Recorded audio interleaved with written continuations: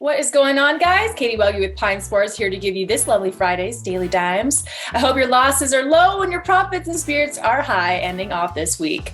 Sadly, there was only one NBA slate today, but we are going to make the most of it as Ja Morant and the Memphis Grizzlies hit the road to try and close out Karl-Anthony Towns and the Minnesota Timberwolves.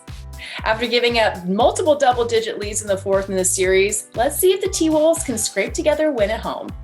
Let's dive on into this and see if we can scrape together some profit out of this one.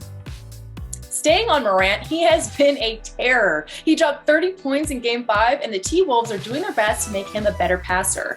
In Game 5, the young star had 30 points, 13 rebounds, and 9 assists, nearly notching a triple-double. I don't think the T-Wolves let him do that again, especially on the road.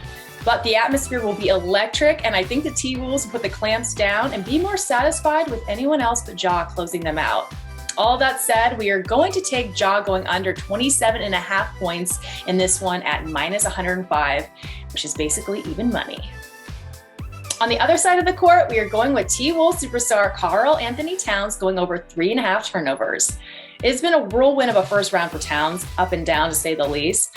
But when Towns stays out of foul trouble and keeps himself in the game, Minnesota has fared well.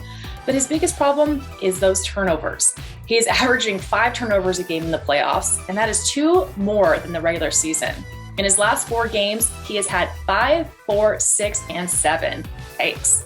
With both teams pushing the ball and the T-Wolves in a hard-pressed situation, at plus 110, I'm liking this lock.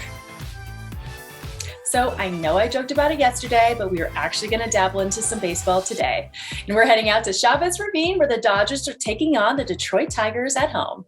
And I'm locking in Freddie Freeman over 1.5 total bases in this one as he has done so in 6 out of the last 10 games. Tigers' probable starter, Tyler Alexander, is 0 for 2 this season with a whopping 7.2 ERA and has given up 14 hits and 10 runs. The Dodgers bring their high-octane offense back and Freddie Freeman is swinging a hot bat. I think he chalks up a double or a couple singles in this one, or maybe he just goes yard in the first and we can rest easy for the rest of the game. At a 60% hit rate on this one, the bot likes it as well. And staying at the diamond, Pine Sports writer D-Money86 is locking in Bryan Reynolds under 1.5 bases at minus 190. D-Money is fading Reynolds in this spot for several reasons. He's only hit this in 1 of the last 10 games, and that hit was a triple and his only hit of the game. Reynolds only had 2 multi-hit games earlier this season, and his batting stats are all down this year at .197 batting average, .318 slugging percentage, and .582 OPS. He is also striking out at the highest rate of his career at 30.6%, the decreased exit velocity, and the most ground ball percentage of his career at 50%. Looking at the matchup between the Pads and the Pirates, the Padres are starting Darvish, who has looked good aside from the horrendous game against the Giants, which is an outlier and not the norm. In his other 3 games, he has pitched at least 6 innings with 90 to 100 pitches thrown. He has struck out 7 and 8 batters in the last 2 games, and again, taking out of the game against the Giants. He has only allowed 5 hits across 18 innings pitched. Against Reynolds, he has faced him 12 times with 2 walks, 4 strikeouts, and only 1 hit. Not too shabby. I'm liking D-Money's analysis here, and make sure you guys also check out pinesports.com for more articles from our writers, as well as the free betting tools ready for you to use at your fingertips.